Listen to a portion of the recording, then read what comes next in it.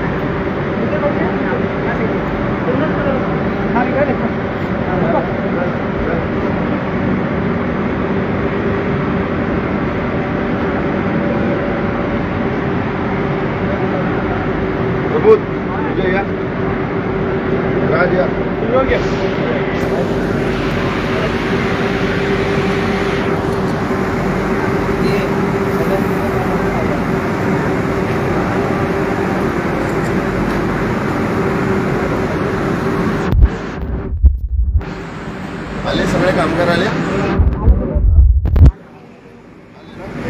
या पुढे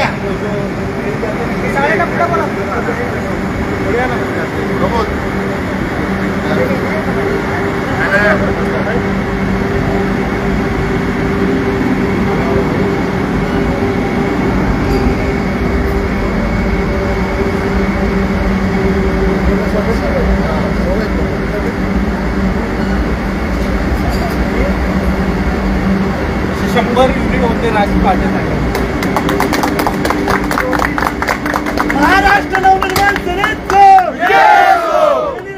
ठाकरे यांचं आणि अमित ठाकरे यांचं आणि चव्हाण साहेबांचं.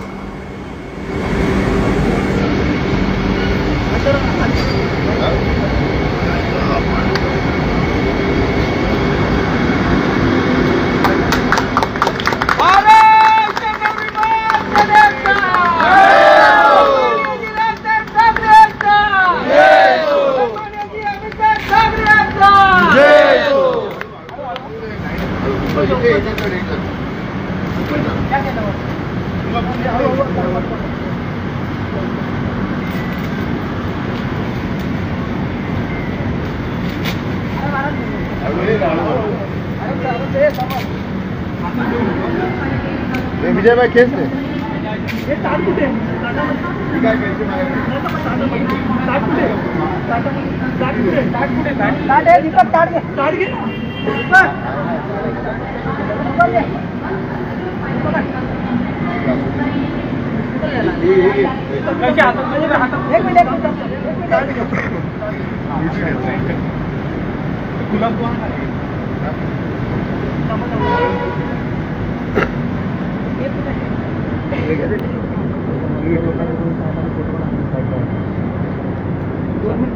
सगळ्यांनी कामगार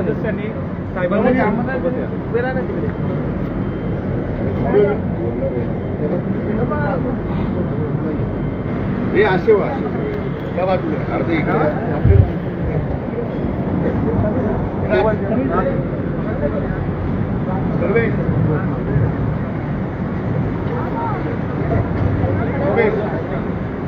लेडीज लोकांनी आहे ना इकडे. महिला पुढे या. महिला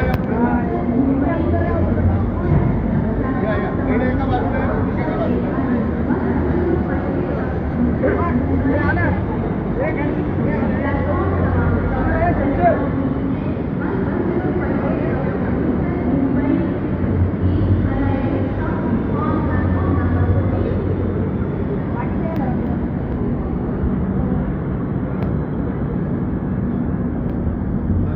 कामगार बांधवांनी सन्माननीय राज ठाकरे साहेब, सन्माननीय अमित ठाकरे साहेब, कामगार सेनेचे अध्यक्ष मनोज चव्हाण साहेब या सर्वांवर विश्वास ठेवून आपण गेले 7 वर्षापासून वेगवेगळ्या युनियनचे सभासद झालात, पण तुम्हाला जे काय हवं होतं ते मिळालं नाही. अनेक वर्ष रेल्वेचं खातं असल्यामुळे हे सेंट्रल वेजेस इथे लागू होतो, पण तुम्हाला 7 वर्षात तो कधीही मिळाला नाही. पण तुम्ही 15-20 दिवसापूर्वी सन्माननीय राज ठाकरे साहेबांच्या पक्षाचे सभासद स्वीकारलं आणि महाराष्ट्र नवनिर्माण कामगार सेनेचे सभासद झालात. आणि तुम्ही आमच्यावर विश्वास दाखवल्यामुळे आम्ही मागे 20 दिवसापूर्वी पंचा इकडे आलो. कंत्राटदार असो, रेल्वेचे अधिकारी जे काय आहेत ते, आणि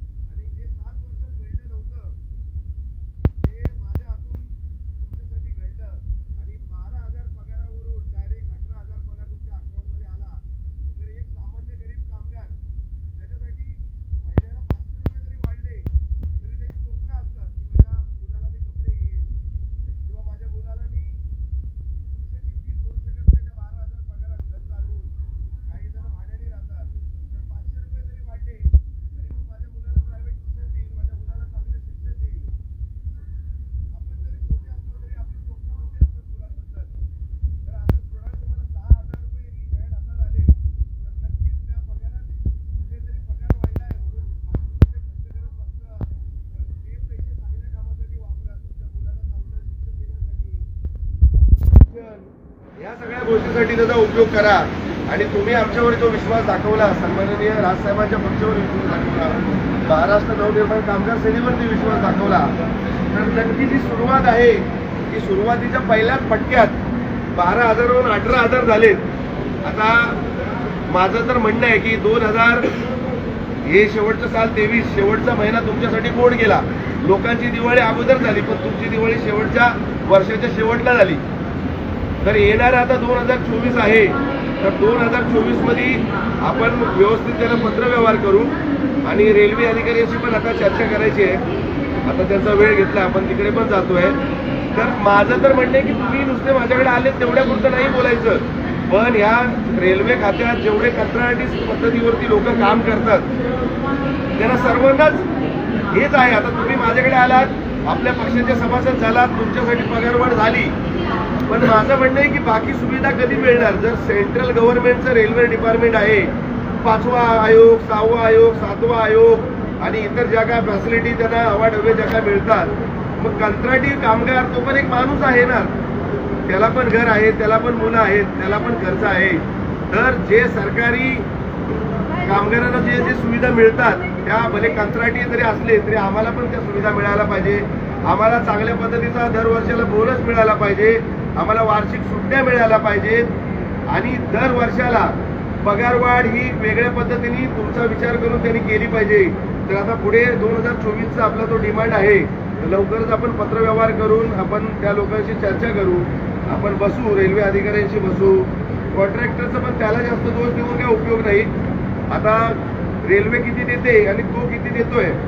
आता मध्ये काहीतरी काळा बाजार होता म्हणून, कारण का रेल्वेने पैसे दिले नसते तर खिशातले पैसे टाकून कोण देत नाही. कॉन्ट्रॅक्टर देतो का. मग पाचशे एवढ्या वर्ष काय झालं. मग पाचशा एवढ्या वर्षाचं जे काय आता अचानक आपण दणका दिल्यानंतर डायरेक्ट 6,000 रुपये पगारवाढ झाली. मग गेले 7 वर्षापासून काय काय घडलं असेल. मग त्याच्यामध्ये कोण कोण अधिकारी आहेत किंवा कुठल्या युनियनचा त्यांना सपोर्ट आहे, ज्या काय गोष्टी आहेत त्या आम्हाला त्यामध्ये जायचं नाहीये. पण ही सन्माननीय राज ठाकरे साहेबांची पक्षाची युनियन आहे. तर इकडे आमच्या सभासद कामगारांना जे जे काय हक्काचं मिळायला पाहिजे ते मिळणार आणि ते आम्ही मिळवून देणार. हा आमचा शब्द आहे तुम्हाला. फक्त एकजुटीने कोणाच्या भूलथापांना बळी पडू नका. एकजुटीने असेच राहा. जास्तीत जास्त लोक अजून वाढवा. जेवढी तुमची ताकद वाढेल तेवढीच ती ताकद आपण वरपर्यंत वापरून तुम्हाला त्यांचा मोबदला मिळवून देऊ. आणि परत एकदा तुम्ही सर्वांनी सन्माननीय राज ठाकरे साहेब, सन्माननीय अमित ठाकरे साहेब आणि आपल्या पक्षावर, आपल्या युनियनवर विश्वास ठेवून सभासद झालात त्याबद्दल मी सर्व कामगारांचे आभार मानतो. आणि अशीच एकजूट ठेवा. जय हिंद, जय महाराष्ट्र.